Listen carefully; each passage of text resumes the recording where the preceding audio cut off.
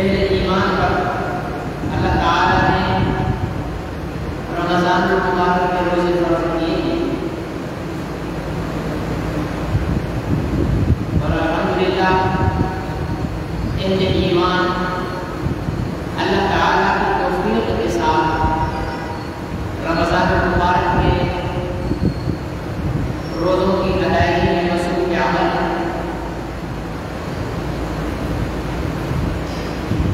آج چھٹا روزہ خیر سے گزر رہا ہے اور وقت کا پتہ بھی نہیں چلے گا، اور یہ رمضان المبارک کے دن کی بابرکت ساعتیں، لمحات گزر جائیں گے۔ بڑے خوش قسمت ہوں گے وہ لوگ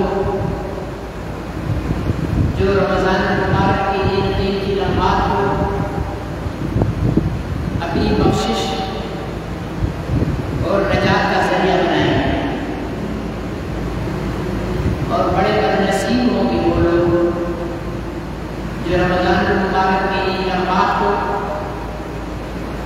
نظر انداز کرتے ہوئے اللہ کے احکامات اور نبی پاک صلی اللہ علیہ وسلم کے طریقے سے منہ موڑتے ہوئے گزار دیں گے اور کہیں یہ جہنم کا بندوبست کریں گے۔ اللہ تعالیٰ سے دعا ہے کہ اللہ تعالیٰ مجھے اور آپ کو اپنے ان بندوں میں شامل فرمائے جن کے لیے رمضان المبارک مغفرت اور بخشش اور جہنم سے نجات کا ذریعہ ہے۔ عزیزان من، موجودہ دنیا کے اندر ہر آدمی نقصان سے بچنے کی کوشش میں مصروف عمل ہے۔ بڑے سے بڑے بزنس مین سے لے کر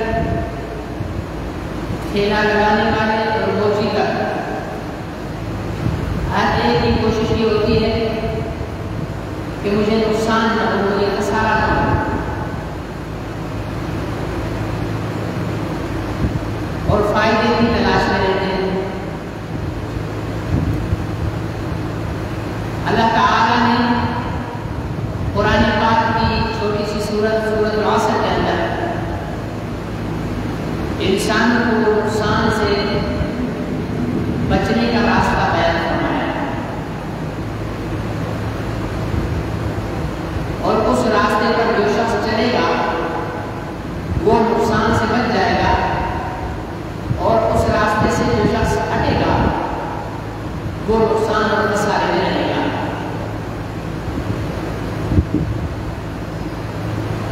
عقل مند آدمی وہ ہے جو اللہ تعالیٰ کے بتائے ہوئے اس طریقے کو اختیار کر لے جو انسان کو نقصان سے بچانے کا۔ اللہ رب العزت نے زمانے کی قسم کھا کے فرمایا کہ والعصر، قسم ہے زمانے کی، ان الانسان لفی خسر، ہر انسان خسارے میں ہے، چاہے وہ امیر ہو، چاہے وہ غریب ہو، چاہے وہ خوشحال ہو، چاہے وہ تندرست ہو، چاہے وہ جوان ہو، چاہے وہ بوڑھا ہو، ہر انسان خسارے اور نقصان کے اندر ہے۔ اس خسارے اور نقصان سے بچنے کا راستہ کیا ہے؟ فرمایا کہ الا الذین آمنوا وعملوا الصالحات وتواصوا بالحق وتواصوا بالصبر، چار طریقے بتائے، چار کام بتائے ہیں۔ اگر انسان یہ چار کام کر لے گا تو خسارے سے بچ جائے گا، نقصان سے بچ جائے گا، ہلاکت سے بچ جائے گا۔ وہ چار کام کیا ہے؟ فرمایا کہ پہلا کام تو یہ ہے کہ انسان ایمان لے آئے۔ ایمان لے آئے، ایمان کیا ہے؟ ایمان ہے لا الہ الا اللہ محمد رسول اللہ، اس کا زبان سے نہیں اقرار کرے اور دل سے اس کو تسلیم کرے، دل سے اس کو مانے، یہ ایمان ہے۔ لا الہ الا اللہ، اللہ کے سوا کوئی عبادت کے لائق نہیں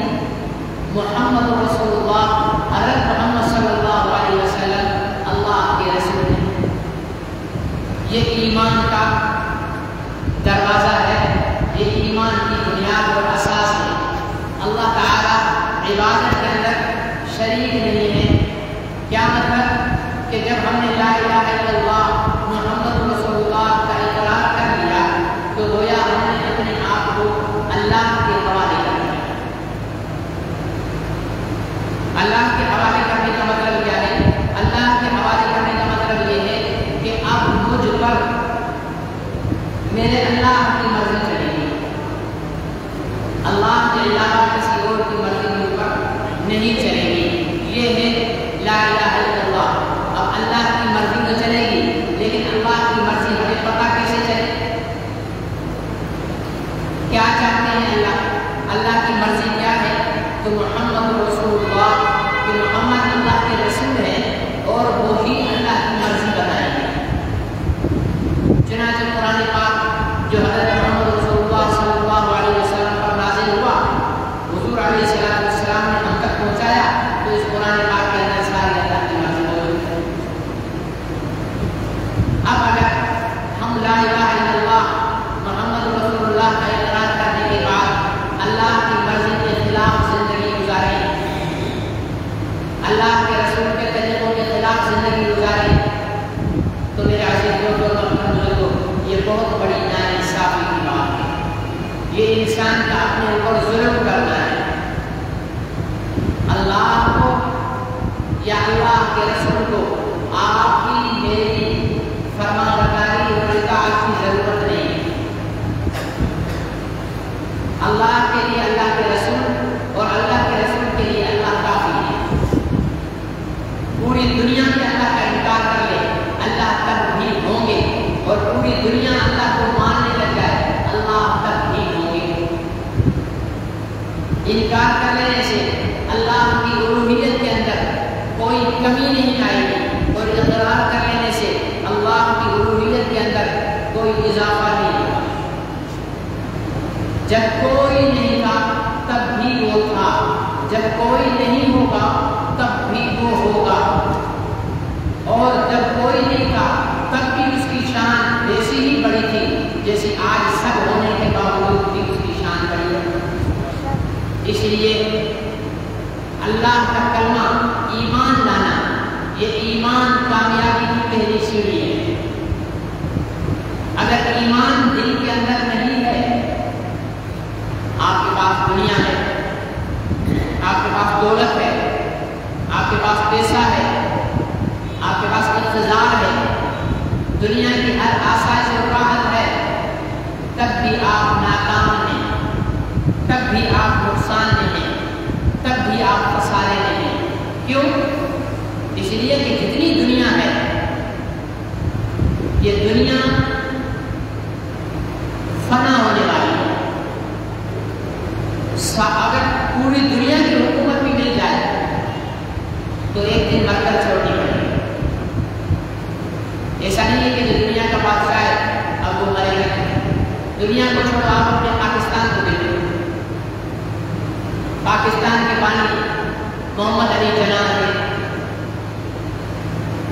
مر گئے، ٹھیک ہے۔ پاکستان کے پہلے وزیر اعظم لیاقت علی خان مر گئے، سردار عبدالرب نصرت مر گئے، خواجہ ناصر الدین، سب جتنے گنتے چلے جاؤ سب کے سب دنیا سے رخصت ہو گئے، پاکستان ابھی موجود ہے۔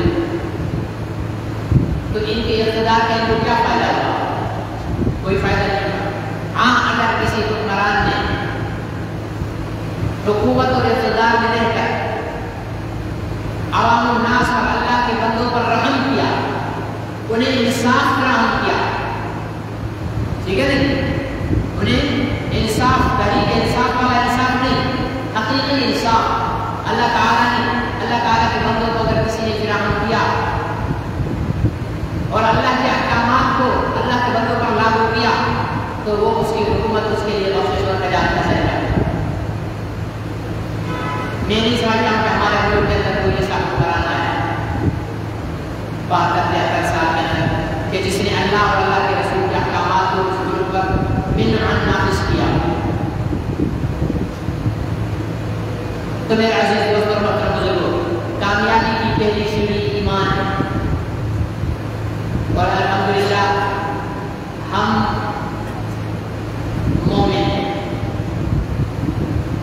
ہم اللہ پر ایمان لائے ہیں، ہمارا عقیدہ ہے کہ اللہ ایک ہے اور محمد اللہ کے رسول ہے، یہ ہمارا ایمان ہے۔ ایمان کے بعد کیا کرنا ہے؟ بس کلمہ پڑھ لیا لا الہ الا اللہ محمد رسول اللہ، بس اب کسی چیز کی ضرورت نہیں۔ ایمان کے بعد وہ عمل الصالحات، نیک عمل کرنا، نیک عمل کرنا۔ نیک عمل کیا ہے؟ نیک اعمال میں سب سے پہلے فرض عبادت ہے، اور فرض عبادتوں میں سب سے پہلے جو عمل ہے وہ نماز ہے۔ انسان پر سب سے پہلا فریضہ نماز ہے، اور نماز صرف رمضان المبارک میں نہیں ہے، ٹھیک ہے نا؟ ہمارے نوجوان ماشاءاللہ کی مسجدوں میں بھرے ہوئے ہوتے ہیں، مسجد میں جگہ نہیں ہوتی کھڑے ہوئے کی، اتنا رش ہو جاتا ہے۔ تو اگر ہر مومن صحیح معنی میں نماز ساری زندگی پابندی سے پڑھے تو 12 مہینے مسجدوں میں جگہ نہیں ملے گی، 12 مہینے مسجد میں جگہ۔ ابھی آپ نے دیکھا ہوگا کہ مسجدوں میں فجر میں بھی رش ہوتا ہے، جن مسجدوں میں عام دنوں کے اندر ایک صف پوری نہیں ہوتی، کوئی زیادہ نمازیں ہوگی تو 2 صفیں ہوگی، وہاں بھی 5-5 7 صفیں نمازیوں کی بنیں گی۔ تو یہ رمضان کے بعد کہاں چلے جاتے ہیں؟ یہی ہوتے ہیں، اسی دنیا میں ہوتے ہیں، ٹھیک ہے۔ اگر یہ مسلمان سب تہیا کر لیں کہ بھائی رمضان المبارک میں ہم نے نماز شروع کی ہے، اب یہ نماز ہماری موت تک ہمارے ساتھ ہے، اب ہم نے نماز نہیں چھوڑنی، اب ہم نے مسجد کو ویران نہیں کرنا۔ تو میرے عزیز دوستوں اور محترم بزرگوں، نماز جو ہے وہ ایمان کے بعد اعمال صالحہ میں، نیک اعمال میں سب سے پہلا عمل ہے، اور میدان حشر میں سب سے پہلے جس چیز کا سوال ہوگا وہ نماز ہوگی۔ 15 سال شریعت کے اندر بلوغت کی عمر 15 سال ہے، 15 سال لڑکے کی اور 12 سال لڑکی کی، ٹھیک ہے نا؟ یہ بلوغت کی عمر ہے۔ اس عمر میں پہنچنے کے ساتھ ہی ہر مسلمان مرد اور عورت پر نماز فرض ہو جاتی ہے۔ ایک آدمی کہتا جی میں نے 60 سال تک نماز نہیں پڑھی، گمراہ ہی نہیں رہا، پھر میرے کو اللہ تعالیٰ نے توفیق دی، ابھی میں نے نماز پڑھنا شروع کر دی ہے، اب میں کیا کروں؟ پیچھے والی 60 سال کی نمازیں وہ معاف ہو گئی، وہ معاف نہیں، وہ پڑھنی پڑیں گی، ٹھیک ہے نا؟ وہ پڑھنی پڑیں گی پرانی زندگی کی 60 سال کی نمازیں۔ اب وہ کیسے پڑھنی ہے؟ اس کے پڑھنے کا آسان طریقہ ہے، ہر نماز کے ساتھ ایک نماز اور پڑھو، ہر نماز کے ساتھ ایک نماز اور پڑھو۔ زیادہ پڑھنا چاہتے ہو ہر نماز کے ساتھ 2 نمازیں پڑھو، ہر نماز کے ساتھ 3 نمازیں پڑھو۔ ایک آج کی فجر، 2 آپ کے ذمہ جو اور فجر رہی ہوئی ہے وہ پڑھ لیں، ایک آج کی ظہر، 2 آپ کے ذمہ جو ظہر کی نمازیں قضا ہے وہ پڑھ لیں، ایک آج کی عصر، 2 جو پہلے قضا رہی ہوئی ہے ہمارے ذمہ وہ پڑھ لیں، اسی طرح مغرب عشاء، اسی طرح وتر، اور سنتیں اور نفل قضا کے اندر نہیں ہوتے۔ تو بندہ چاہے تو اپنی رہی ہوئی نمازوں کو بھی ادا کر سکتا ہے، یہ عذر نہیں ہوگا کہ جی مجھے تو ٹائم ہی نہیں ملا پڑھنے کا۔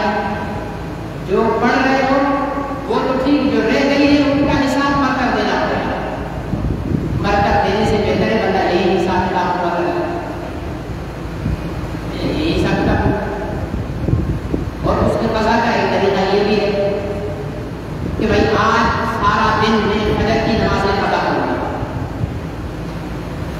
کی نیت کیسے کرنی ہے؟ جو نماز قضا ہے اس کی نیت کیسے کرنی ہے کہ میرے ذمے جتنی فجر کی نماز رہتی ہے ان میں سے یہ پہلی نماز ادا کرتا ہے. پھر ان کا ہر دفعہ یہی نیت کرے گا کیونکہ جو پہلی نماز رہتی ہے اب جو پڑھنے لگے وہ اس کے لیے پہلی نماز جن میں 100 فجر پڑھ لیں. ٹھیک ہے نا جی؟ موبائل پہ توجہ کم دے, ہوٹل پر بیٹھنا کم کرے. جس کی 60 سال عمر ہو گئی ہے اگر اس کو 70 میں مرنا ہے تو 10 سال تو ہے اس کے پاس باقی. 60 سال نافرمانی میں گزارے, یہ 10 سال اللہ کی فرما برداری میں گزارے, اللہ کی مان کر گزار ہے. دنیا کی عیش و عشرت کو چھوڑ دے, حلال اور حرام کی تمیز کرنے لگ جائے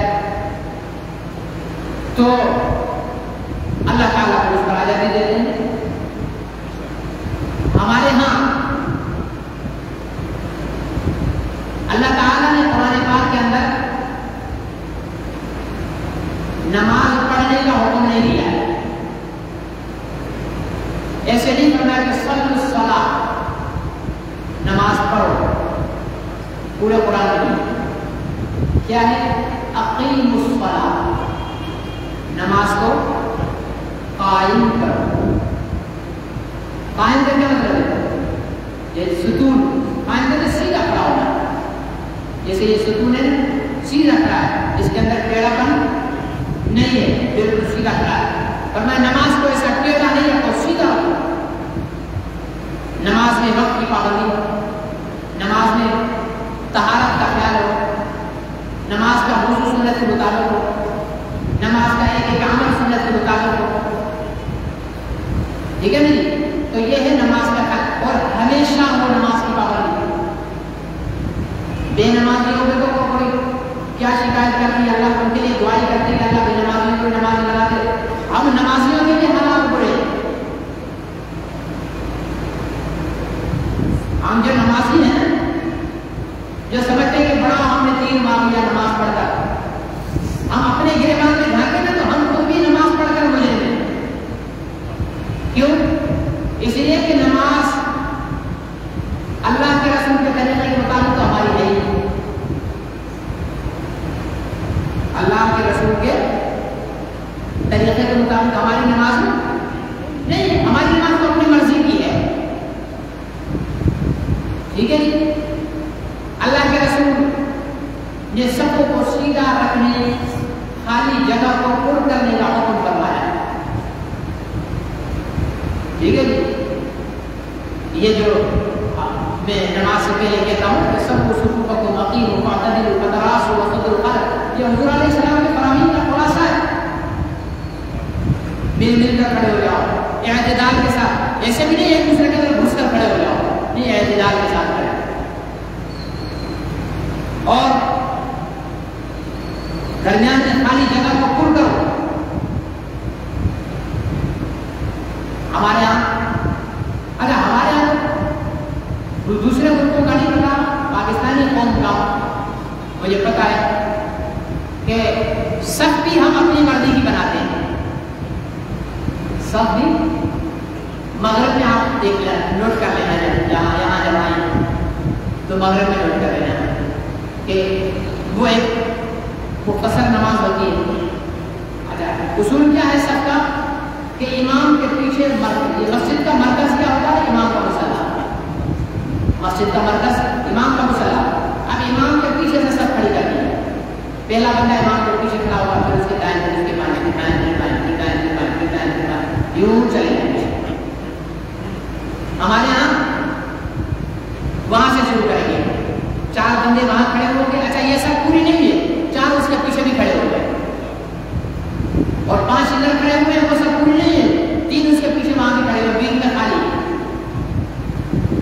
پھر بعد میں کوئی بیچ میں آ گیا, ابھی مسلمان کی صفیں وہاں سے بھی بنی ہوئی ہے, یہاں سے بھی بنی ہوئی ہے, ادھر بھی بیچ میں خالی ہے, ادھر بھی بیچ میں خالی ہے, 5 بندے درمیان کھڑے ہوئے.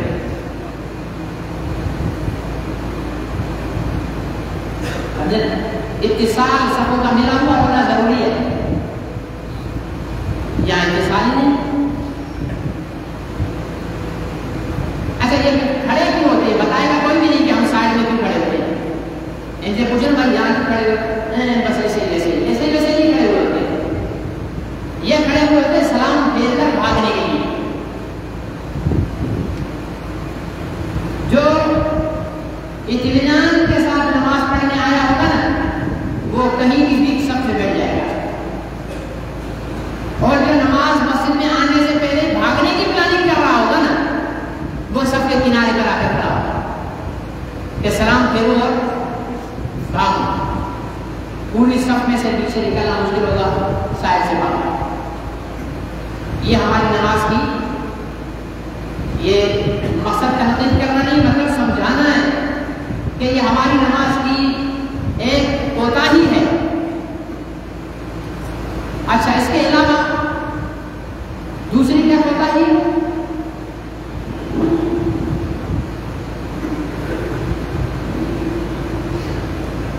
وضو کر کے آئیں گے، دوڑتے ہوئے آئیں گے امام رکوع میں، وہاں سے ایسے دوڑیں گے جیسے میرا خیال ریس میں دوڑ رہے ہیں، ٹھیک ہے نا، جیسے دوڑ کا مقابلہ چل رہا، وہاں سے دوڑتے ہوئے آئیں گے. امام رکوع سے کھڑا ہو گیا، اب کھڑے ہوئے،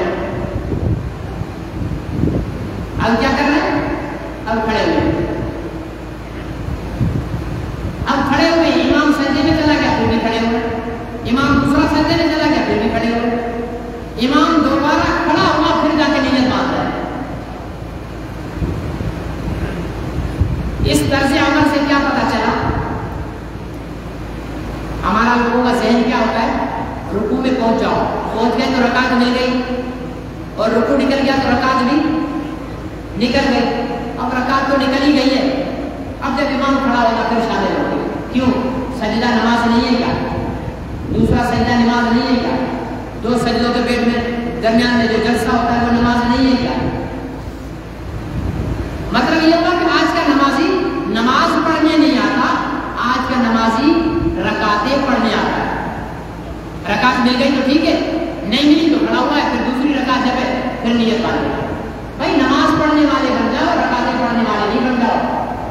اللہ نے رکعتیں پڑھنے کا حکم نہیں دیا، اللہ نے نماز کا حکم دیا. رکوع ہی تو نکلا ہے نا، تو سجدے میں جاؤ. ایک سجدے میں کم سے کم 3 دفعہ تو سبحان ربی الاعلیٰ پڑھا جائے گا، اس کا ثواب ہوگا یا نہیں؟ دوسرے سجدے میں 3 دفعہ سبحان ربی الاعلیٰ، ٹھیک ہے. جاتے ہوئے اللہ اکبر، پھر سجدے سے اٹھ کر اللہ اکبر، پھر سجدے میں جا کر اللہ اکبر، پھر سجدے سے اٹھ کر اللہ اکبر.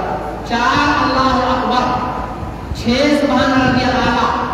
اس کی کوئی قیمت ہے یا نہیں ہے؟ یا نہیں ہے؟ یہ فالتو میں ہم اس کو نہیں ڈال دیتے ہیں.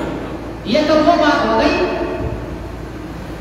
کہ 1000 روپے کا نوٹ گر گیا بچے کا، ٹھیک ہے نا، نہیں ملا اس نے اٹھا کر 500 آگے پھینک دیا، بولا اس کو بھی کیا کرنا.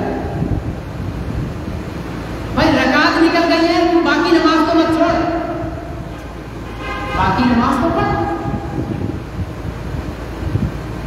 پوری نماز میں شامل ہو. یہ ہمارے نمازی بھائیوں کی کوتاہی ہے، بے نمازیوں کے لیے. بے نمازیوں کو تو ایک ہی کوتاہی ہے کہ نماز نہیں پڑھتے، ان سے دعا ان کے لیے دعائیں کہ اللہ انہیں بھی نمازی بنا. ہم نمازیوں کی یہ کوتاہی بتا رہا، ہمیں نماز کے مسائل کا پتہ نہیں ہے. نماز کے مسائل کا پتہ نہیں. کیوں؟ اس لیے کہ مولوی سے تو ہمیں ویسے الرجی ہے، مولوی سے الرجی ہے، مولوی کے کہیں تو لگنا ہی نہیں، اس کے پاس تو بیٹھنا ہی نہیں. حالانکہ کہتے ہیں کہ عالم کی ایک گھڑی کی صحبت، عالم کی ایک گھڑی کی صحبت، اس سے ایک مسئلہ سیکھ لینا 100 رکعت ثواب، 100 رکعت نماز کے ثواب سے زیادہ ہے. اور ہمارے یہاں مولوی سے بھاگنے میں ثواب سمجھا جاتا ہے. مولوی سے بھاگ، خام کا نماز کا پابند بنا دے گا. نماز کا مطلب مولوی سے بھاگ، ٹھیک ہے نا جی. مولوی سے بھاگیں گے تو نماز کہاں سے سیکھیں گے؟ ڈاکٹر صاحب سے. ساری زندگی مولوی سے بھاگتے بھاگتے ہم لوگوں کی گزر جاتی ہے، مر کر آتے پھر مولوی کے سامنے نہیں. جنازہ کون پڑھا تھا؟ ڈاکٹر صاحب, انجینئر, وکیل صاحب, جج صاحب, ایس پی صاحب,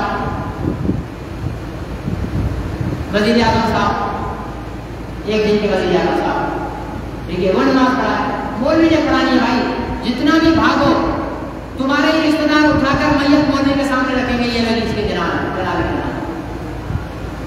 اور پیدا ہوتے بھی اذان کس کے پاس دینے کے لیے لے کر آتے ہیں؟ تو مولوی صاحب بچہ کا اس کو اذان دے دیں. تمہاری زندگی کی ابتدا بھی مولوی سے, تمہاری زندگی کی انتہا بھی مولوی سے, بیچ والا حصہ مولوی سے بھاگنے کا. علماء کی صحبت اختیار کرو, علماء کے ساتھ رہو, علماء سے دین سیکھو, علماء کی عزت کرو, علماء کی قدر کرو, علماء کے خلاف غلط زبان استعمال نہ کرو. اس لیے کہ یہ علماء انبیاء کے وارث ہیں, نبیوں کے وارث ہیں. ان کی نسبت انبیاء سے ہے, ان کی نسبت انبیاء سے. بدعمل عالم بھی اگر ہے نا تب بھی وہ ہم سے بہتر ہے, اس لیے کہ وہ اپنی ذات میں بدعمل ہوگا لیکن آپ کو غلط بات نہیں بتائے.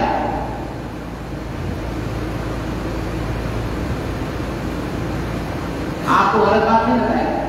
اللہ رحم کرے, اگر کوئی مولوی شراب پی رہا ہو نا, آپ اسے پوچھیں مولوی صاحب شراب پینا جائز ہے, بولے کہ نہیں بالکل حرام ہے. حالانکہ خود پی رہا ہوگا لیکن آپ کو کیا بولے گا؟ حرام ہے.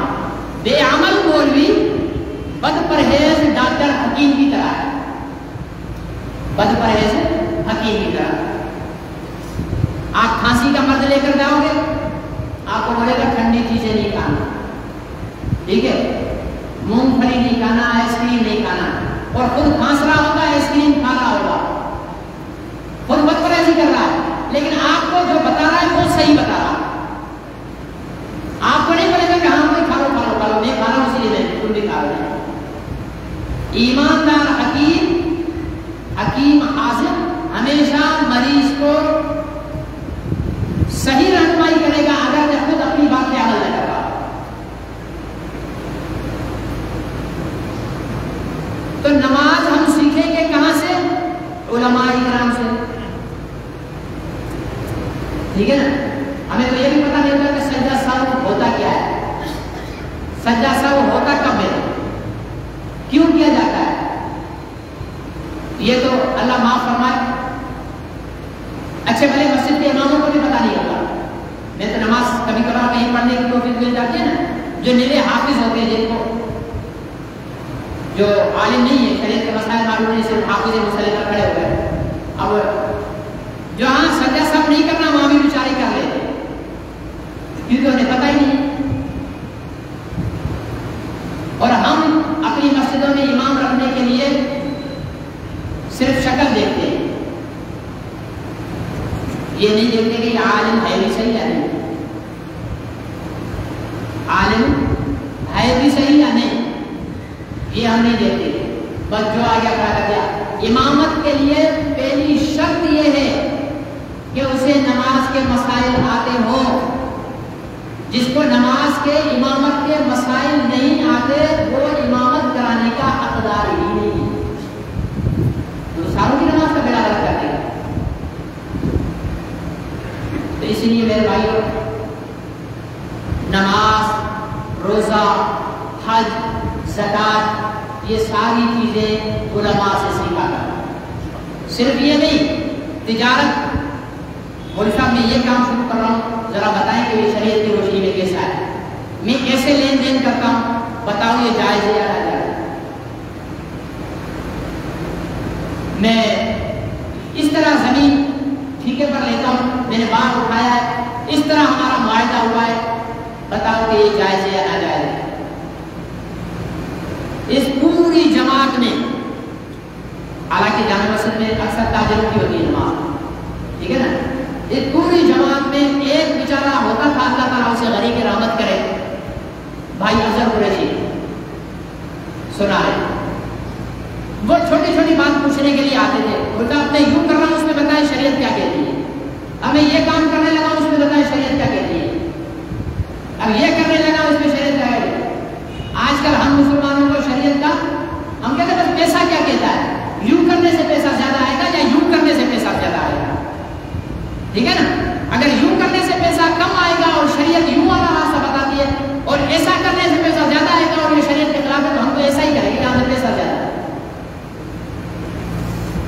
میرے عزیز دوستوں اور بزرگوں، بات میں نے شروع کہاں سے کی تھی؟ اللہ تعالیٰ نے انسان کو نقصان اور تباہی اور ہلاکت سے بچنے کے 4 راستے بتائے. 4 راستے نہیں بلکہ 4 شرطیں رکھی ہیں. 4 کام بتائیں کہ یہ 4 کام کرو گے تو تم تباہی اور ہلاکت سے بچ جاؤ گے. پہلا کام ایمان لے آؤ، دوسرا کام اعمال صالحہ کرو. اعمال صالحہ کرو، ٹھیک ہے نا؟ اعمال صالحہ کر لو. اور اب اعمال صالحہ بھی ہو گیا، ایمان بھی ہو گیا، اب کیا کرنا ہے؟ بس حاجی صاحب بن کر بیٹھ گئے مسجد کے کونے میں، چاٹ، اشراق، عوابین، تہجد، ٹھیک ہے نا جی، ساری چیزیں، ایک پارہ قرآن کی تلاوت، سب کچھ ہو رہا ہے.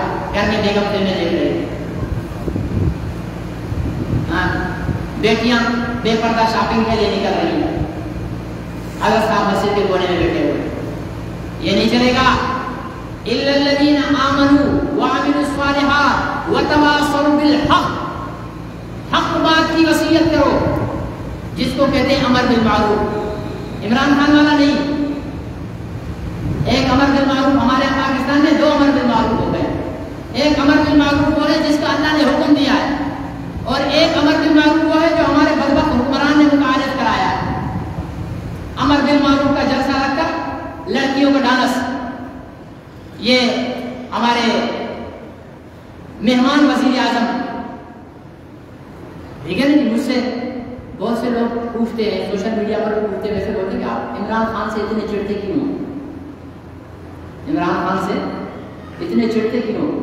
عمران خان سے ہماری دشمنی کی ابتدا اس دن ہوئی تھی جس دن اس نے آسیہ مسیح کو باہر بھیجا. صحیح ہے؟ ہماری دشمنی اس سے اس وقت سے ہے. اور آج تک اس بدبخت نے ایسا نہیں کہا کہ یار مجھ سے غلطی ہو گئی ہے، مجھ سے کوتاہی ہو گئی ہے، میں کون سے معافی مانگوں، اللہ سے معافی مانگوں. نہیں، CNN پر بیٹھ کر، ٹی وی چینل پر بیٹھ کر بڑے فخر سے کہہ رہا ہے کہ پاکستان کی کسی حکومت کو یہ توفیق نہیں ہوئی ہے. جو کام میں نے کیا ہے، آسیہ بی بی کو میں نے باعزت باہر ملک بھیج دیا. یعنی ایک ہوتا ہے صرف بے غیرت اور ایک ہوتا ہے مہا بے غیرت. یہ شخص مہا بے غیرت ہے. ایک سے بے غیرتی ہو جائے نا تو پھر کہیں منہ چھپا لیتا ہے. لیکن دوسرا بے غیرت، مہا بے غیرت ہوتا ہے کہ بے غیرتی کر کے پھر فخر کرے. بے غیرتی کر کے پھر فخر کرے. یہ وہ شخص ہے، ٹھیک ہے نا، یہ وہ شخص ہے کہ بے غیرتی کر کے فخر کرتا ہے کہ پاکستان کی تاریخ میں کسی حکمران کو یہ کرنے کی جرت نہیں ہوئی جو میں نے کیا ہے کہ آسیہ مسیح کو میں نے کینیڈا بھیج دیا. وہ بدبخت عورت جس ملعونہ نے بکواس کی کہ تمہارے محمد جب مر گئے تو ان کے جسم میں کیڑے پڑ گئے تھے، جرگے کے اندر اس نے کہا کہ میں نے یہ توہین کی ہے. پولیس کے بیان میں اس نے کہا کہ میں نے یہ توہین کی ہے. سیشن کورٹ کے اندر اس نے بیان دیا کہ میں نے یہ توہین کی ہے. ہائی کورٹ کے اندر اس نے بیان دیا کہ میں نے یہ توہین کی ہے. ہائی کورٹ تک اس کو سزائے موت ملتی ہے. پھر یورپی یونین آتا ہے، مہا بے غیرت سے مذاکرات کرتا ہے. مہا بے غیرت کو کہتا ہے کہ ہم اتنے ڈالر دیں گے، تو اپنے نبی کا ناموس بیچ. اور یہ بے غیرت نبی کی عزت کا سودا کر دیتا ہے. جو نبی کی عزت کا سودا کرے اس سے بڑا کوئی بے غیرت ہوگا؟ آپ بھی کہتے ہوں گے کہ مولوی صاحب رمضان کا مہینہ ہے، جمعہ ہے، منبر رسول ہے، اور آپ اتنی سخت باتیں کر رہے ہو. میری نبی کی عزت اور ناموس کی جسے شرم نہیں ہے، اس کے لیے اگر میری زبان سے کبھی نرمی نکلے تو اللہ وہ دن میری زندگی میں نہ لائے. اس کے لیے رعایت نہیں ہو سکتی. یورپی یونین سے مجھے تو حیرانگی ہوتی ہے کہ ابھی بول رہا ہے کہ میں امریکہ سے نہیں ڈرتا ہوں، ابھی امریکہ کے خلاف ہوں. امریکہ تیری حیثیت کیا کہ میرے خلاف کوئی سازش کرے گا؟ تو خود سراپا سازش ہے، تو خود سراپا نحوست ہے، تو خود سراپا عذاب ہے. قوم کا بچہ تجھے گالیاں دے رہا ہے.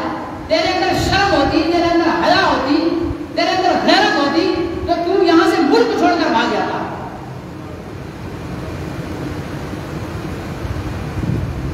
ہماری لڑائی اس پوائنٹ پر ہے.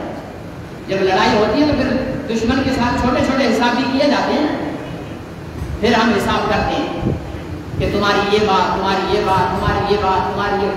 مجھے اتنی حیرت اس پر نہیں ہوتی ہے مہا بے غیرت پر جتنی اس مہا بے غیرت کے حمایتیوں پر ہوتی ہے. اگر یہ کھڑا ہو کر منہ دے نا ٹیلی ویژن پر، اس کے چمچے تعریف کرنا، جناب کھڑے ہو کر مودنے کے یہ فوائد ہیں، کھڑے ہو کر مودنے کے یہ فائد ہیں. اگر یہ پلیٹ میں پخانا رکھ لینا تو اس کے فضائل بیان کریں گے، پلیٹ میں پخانا کرنے کے یہ فوائد ہیں. ایسی اندھی کو اللہ ہدایت نصیب فرمائے، کسی جماعت کے سنے. اور علماء کو گالی دیں گے، علماء کو گالی دیں گے. میں نے کبھی بھی اتنے بدتمیز پیپلز پارٹی میں نہیں دیکھے، نون لیگ میں نہیں دیکھے، ANP میں نہیں دیکھے، MPN میں نہیں دیکھے، GSM میں نہیں. جتنے بدتمیز اور بے حیا لوگ PTI کے اندر ہیں جو علماء کو گالیاں دیتے ہیں. پھر بولتے ہیں نہیں مولوی صاحب آپ اس کے مخالفت کیوں کرتے ہو؟ مخالفت نہیں کریں گے کیا کریں گے؟ جس نے گالی کلچر کو متعارف کرایا ہے، نوجوان نسل کو گالی کا عادی بنا دیا ہے. تحریک عدم اعتماد سے بچ جائے یا سپریم کورٹ کے فیصلے سے بچ جائے، ایک عدالت تو اوپر ہے نا، وہ اپنے نبی کے ناموس کو بھول جائے گا؟ بولو نہیں بھولے گا. وہ تو اس ابو جہل کے جسم میں کیڑے ڈال دیتا ہے جو ابو جہل اس کے محبوب کی طرف پتھر پھینکتا ہے. ابو لہب تیری حیثیت کیا ہے؟ تو ایک کھلاڑی ہے ٹکے کا. ابو لہب اپنی قوم کا سردار تھا، لیکن اللہ کے محبوب کے اوپر ہاتھ اٹھایا، اللہ نے اس کے جسم میں کیڑے ڈال کر بدبو ڈال دی. اس کے گھر والے اس کی لاش کو اٹھانے کو تیار نہیں تھے. مکے کے بھنگیوں کو بلا کر لکڑیوں کے ساتھ اس کو گھسیٹ کر کھڈے میں پھینکا گیا. میرا رب دکھاتا ہے کہ میرے نبی کی عزت اور ناموس پر ہاتھ ڈالنے کی کوشش کرے گا اسے ایسے ذلیل کرے. کیا ہمارا کوئی جائیداد پر عمران خان نے قبضہ کر لیا ہے؟ ہمارے کوئی مکان پہ عمران خان نے قبضہ کر لیا ہے؟ سیاستدان ہے، سب سیاستدان ہے، ساری بے غیرتیاں سیاستدان کرتے ہیں، لیکن ناموس رسالت پر بے غیرتی جو سیاستدان کرے گا وہ قبول نہیں. ڈیفینڈ کرتے ہیں. نواز شریف نے آپ کو یاد ہوگا، اس کو خدا نے سزا دی ہے. نواز شریف نے لاہور میں قادیانی واصل جہنم ہوئے تھے، فائرنگ کر کے 100 قادیانی کسی نے مار دیے. قادیانی کے پاس گیا کہ قادیانی ہمارے بھائی ہیں اور قوم کا صاف ہیں. اس وقت ہم نے اس کو رگڑا لگایا اور خود اس کی پارٹی کے اندر اس کے خلاف احتساب ہوا کہ آپ نے قادیانی کو بھائی کیسے کہا ہے. اس کو اپنے الفاظ واپس لینا پڑے، اس کو سر جھکانا پڑا امت کے فیصلے کے سامنے. یہ وہ شیطان ہے جو شیطانی کر کے ابھی تک سینہ تان کر کھڑا ہوا ہے. یہ وہ بے حیا ہے جو نبی کی گستاخ کو رہا کر کے ابھی تک فخر کرتا ہے کہ میں نے یہ کام کیا ہے جو کسی حکمران نے نہیں کیا ہے. مان لیا نواز شریف چور ہے، مان لیا زرداری چور ہے، مان لیا MPN چور ہے، تمام اپوزیشن چور ہے. کس چیز کی چور ہے؟ دولت کی چور ہے. دولت کا چور کم چور ہوتا ہے، نبی کی ناموس کا چور بڑا بے غیرت چور ہوتا ہے. صحیح ہے یا غلط ہے؟ ہم ان چوروں کو برداشت کر لیں گے، نبی کے ناموس کے چور کو برداشت نہیں کریں گے. بولتے رہیں گے جب تک اللہ نے زبان دی. تو امر بالمعروف، امر بالمعروف، ایک دفعہ لفظ بول تو دو، امر بالمعروف. ٹھیک ہے نا جی؟ کیا مطلب؟ خود عمل نہیں کرو، صرف خود عمل کر کے نہیں بیٹھ جاؤ. اپنے گھر والوں کو، اپنی بچیوں کو، اپنے بچوں کو، اپنے بھائیوں کو، اپنے بہنوں کو، خاندان کو، اپنے پڑوسی کو نیکی کا حکم کرو. کیا کرو؟ نیکی کے حکم کے 2 طریقے ہیں. اپنی اولاد ہے تو اس کو موچڑے سے حکم کرو. دوسرا ہے تو اس کو ترغیب سے حکم کرو، بھائی نماز پڑھ لو، میرے بھائی نماز پڑھ لو. ٹھیک ہے نا؟ اب جب ہم کہتے ہیں کہ بھائی اولاد پر سختی کر کے نماز پڑھو، دیکھو ملا دیکھو شدت پسندی کی بات کر رہا ہے.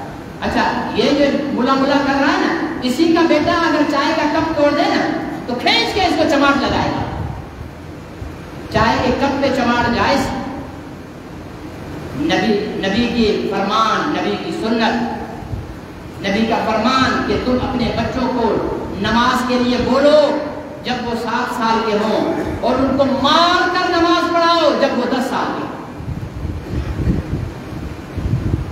کب دوسرا آ جائے گا؟ نماز رہ گئی تو دوسری نماز نہیں آئے گی اس کی جگہ. کب 150 روپے کا ہوگا؟